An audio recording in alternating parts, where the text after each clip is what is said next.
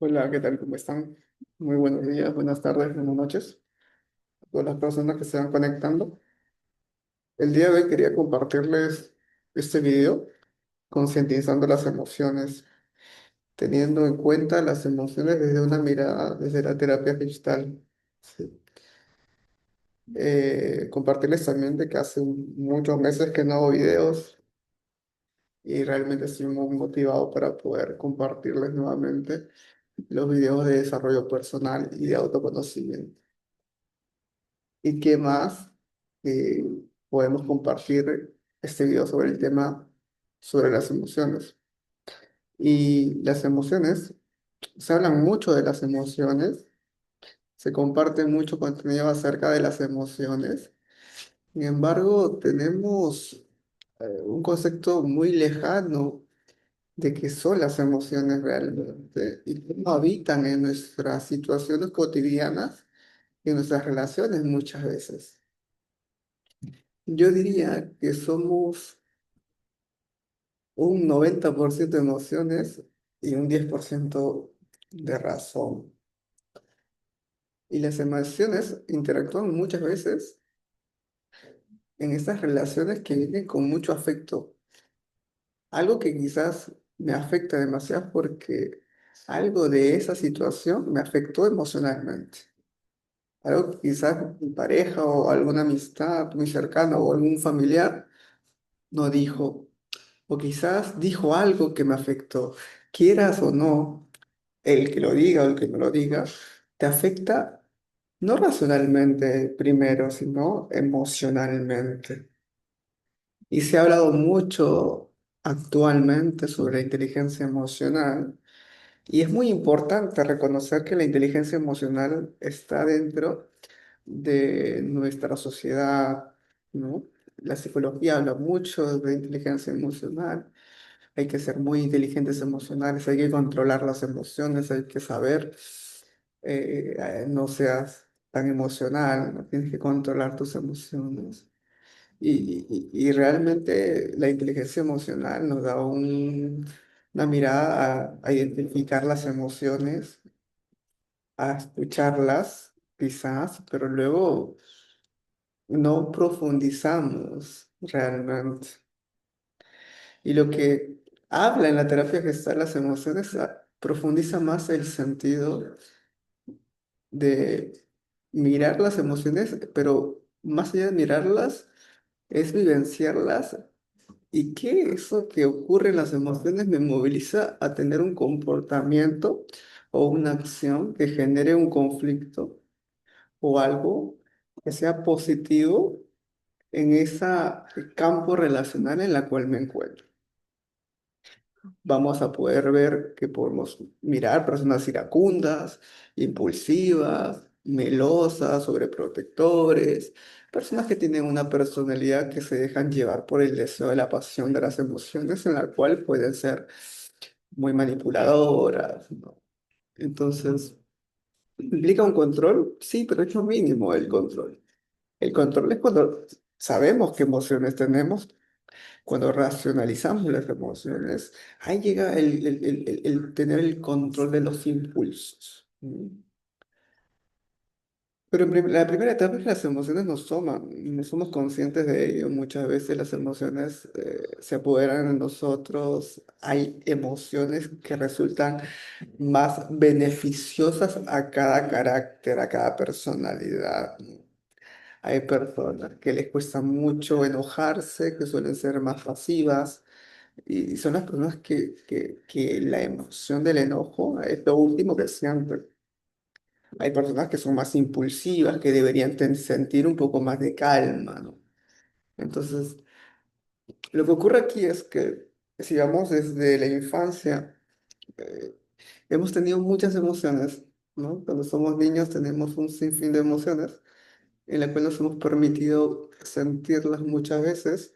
Sin embargo, nuestros cuidadores tuvieron que limitarnos constantemente para sobreprotegernos, ¿sí?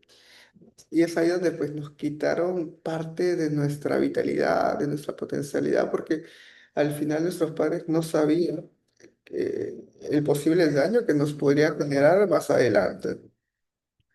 Y es ahí donde tuvimos que ser fuertes, tuvimos que cuidar a nuestros hermanos, tuvimos que quizás no quejarnos porque generar problemas cuando ya mis padres tenían muchos problemas de separación. Entonces yo tenía ser un problema más, entonces tuve que adaptarme. Esta palabra siempre va a resonar mucho, la adaptación del niño, ¿sí?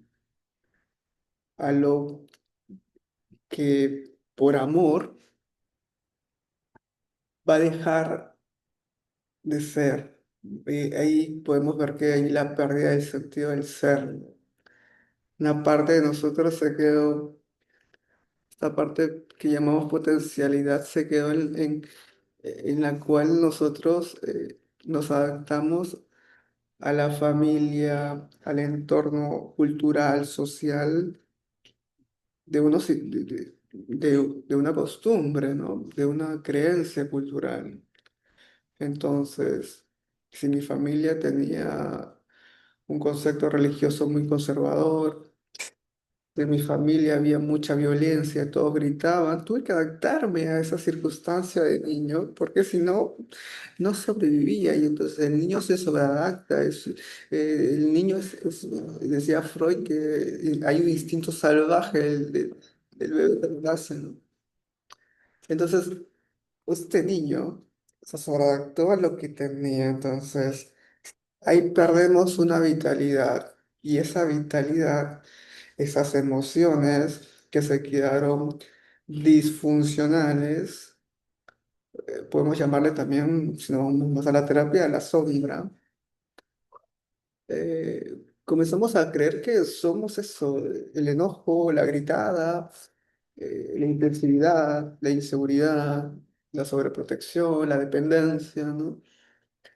Creemos que somos eso, pero realmente no somos eso, sino que cuando somos grandes comenzamos a tener dificultades relacionales porque el otro o la otra que se vincula hacia ti demuestra algo totalmente diferente, algo que te desafía a que puedas tú mirar o hacer ese movimiento que nos cuesta mucho. El hecho de que mi pareja sea muy emocional y yo sea insensible en eso, siendo hombre, entonces me cuesta mucho sostenerla. Prefiero evitar eso, ¿no? En muchas parejas aparece esa situación. Y es porque quizás no miro esa emoción, esa tristeza en mí, porque me cuesta mucho. Entonces, en las emociones que hablamos, lo vamos también a reflejar en nuestros hijos, en nuestras parejas, en la sociedad, proyectadas. Esas emociones, esas cosas que nos negamos a nosotros mismos, que están muy en la sombra, y podemos aceptarlas o podemos rechazarlas. El juego de la, el juego psicológico es lo mismo, ¿sí? Entonces, cuando miramos las emociones en terapia gestal, miramos eso que no nos permitimos sentir, eso que cuesta mucho ahora, que hay una separación, que hay un duelo, que algo que me genera ansiedad, estrés, depresión, esas emociones no me permito sentirlas. Sí, ¿por qué? Porque me dejan desensibilizado, porque ya hay un periodo que no puedo y no sé cómo, ¿sí? Uno se pierde también en las emociones, en los deseos del otro, cuando no tengo mis necesidades cubiertas, esas necesidades que son, si vemos la pirámide de Maslow, dicen la parte fisiológica, el comer, el beber, el sostenerte, el tener pues una casa, un hogar, eso, pero lo otro serían las necesidades más emocionales, más afectivas, más sexuales. Cuando no tenemos eso conservado como nosotros mismos y esto necesidad lo disponemos al deseo del otro, a que el otro satisfaga esas necesidades, entramos en perder nuestra identidad, nuestro autoconcepto. Y es ahí donde hay una ruptura de pareja, donde pensamos que nos olvidamos de nosotros, nos olvidamos de nuestros hobbies, de nuestras conversaciones, de nuestros valores, ¿no? ¿Por qué? Porque hemos depositado emocionalmente, afectivamente, y que tú te hagas responsable del amor o de mis necesidades de seguridad, de economía, ¿no? De sexualidad al otro.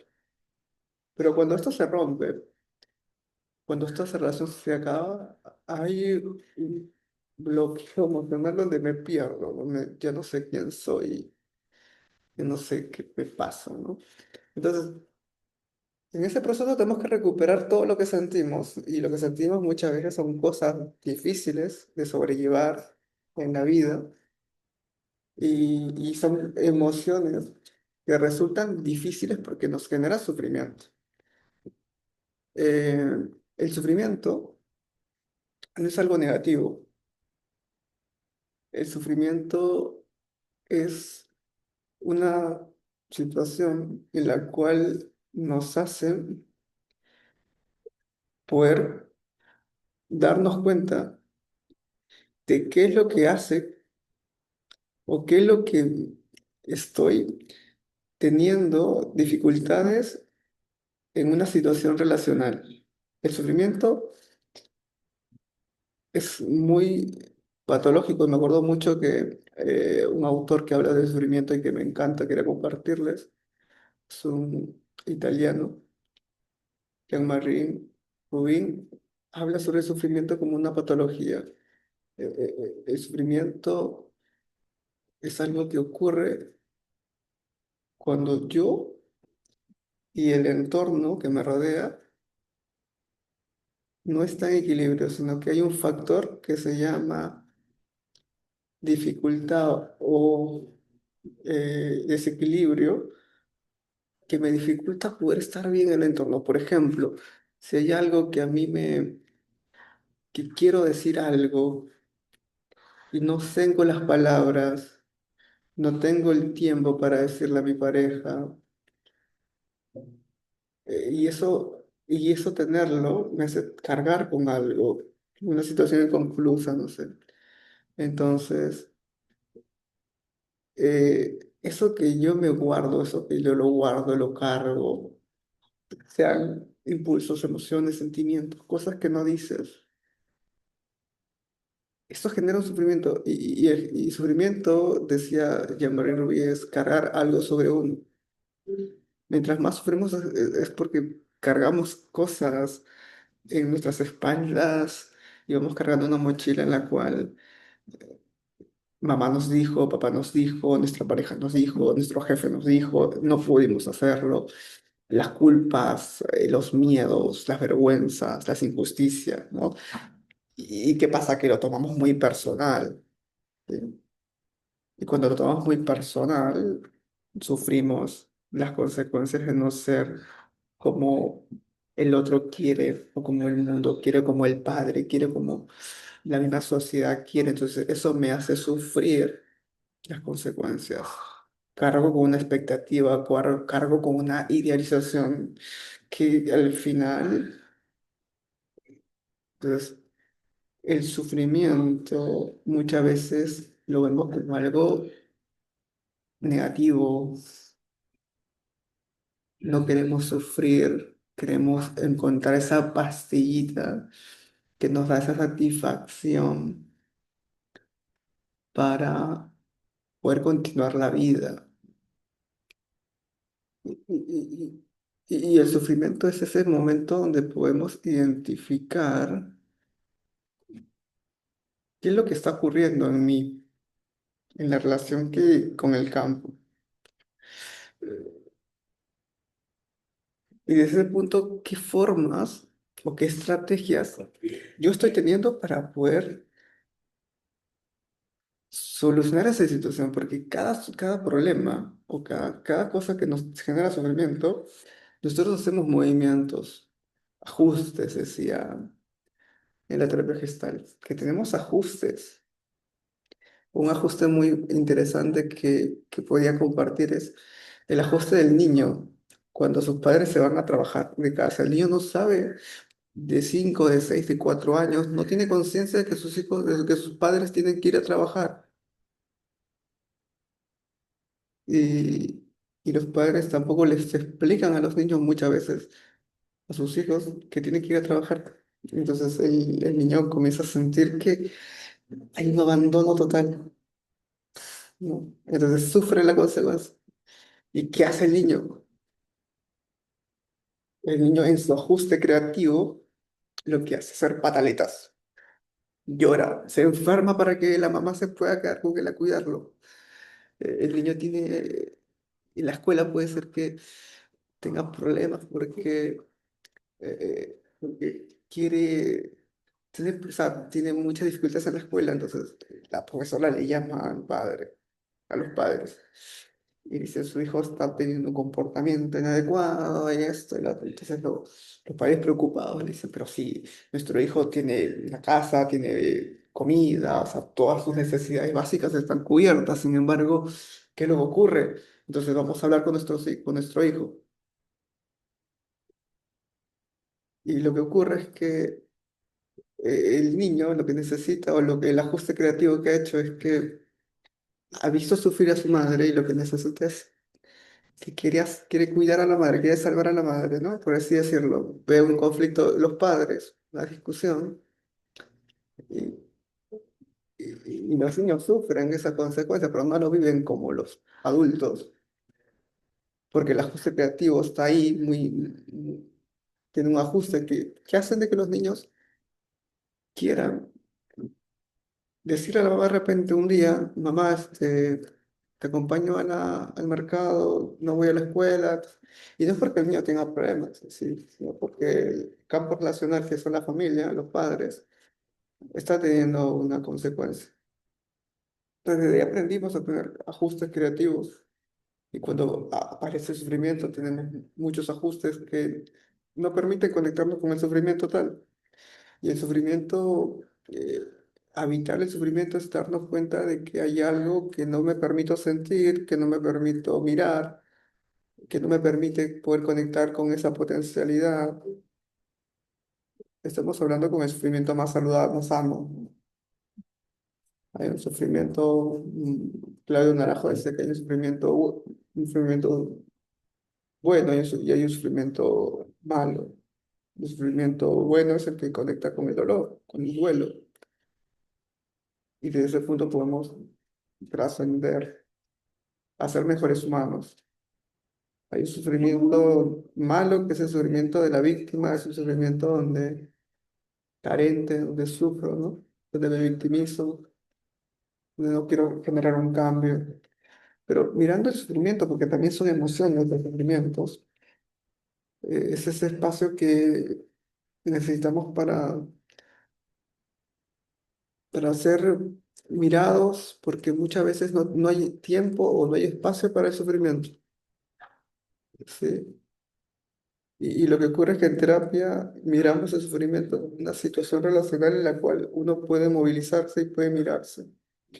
El terapeuta mira el sufrimiento, la situación relacional en la cual la persona sigue tomando patrones y repitiendo patrones. ¿Por qué? Porque el sufrimiento no ha sido mirado, no ha sido encontrado, no ha sido concientizado. Porque la apertura para el dolor es el sufrimiento. Sí.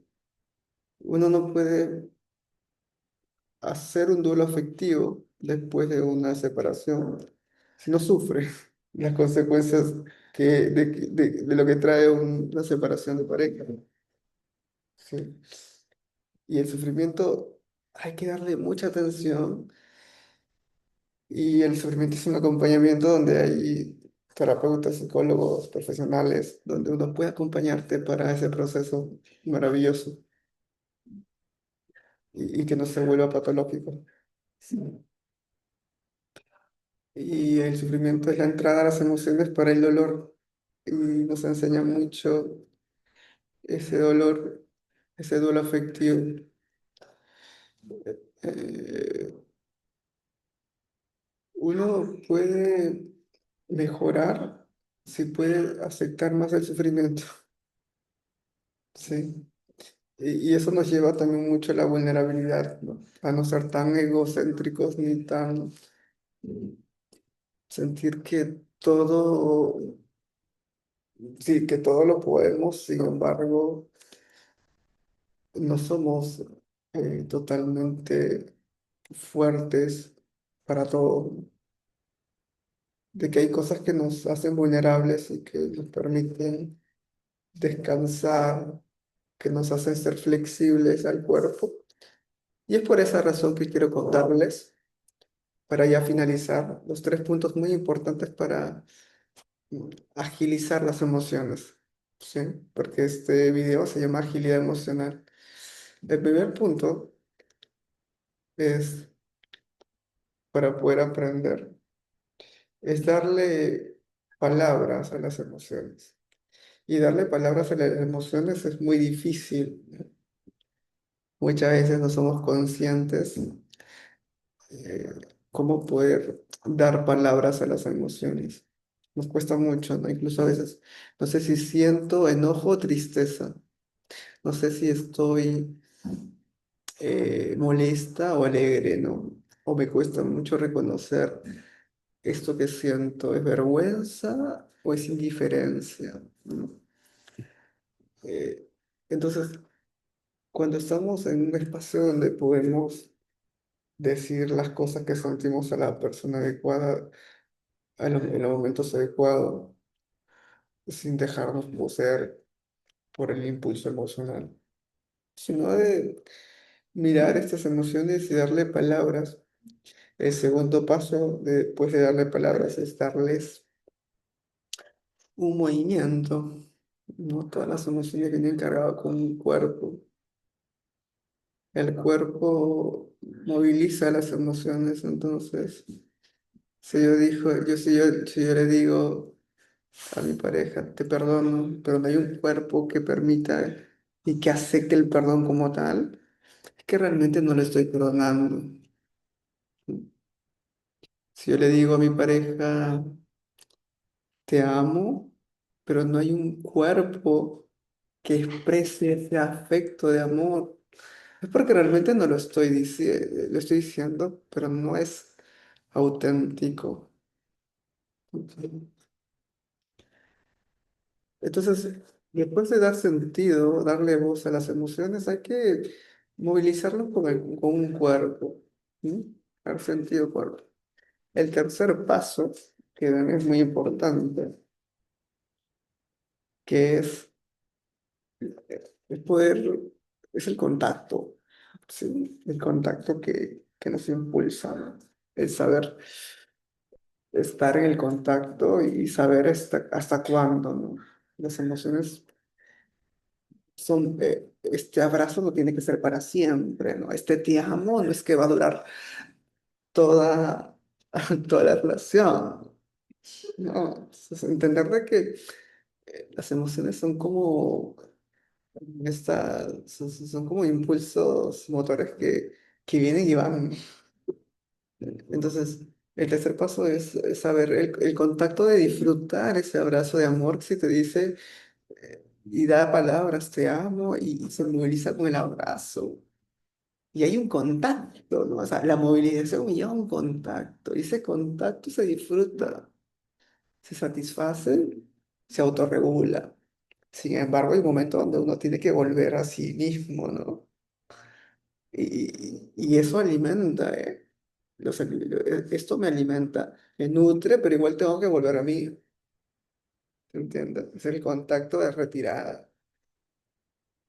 Y de ese punto yo puedo crecer. Sin embargo, puede ser de que estas emociones de amor, por ejemplo, me llevan a quedarme en el contacto y no puedo retirarme.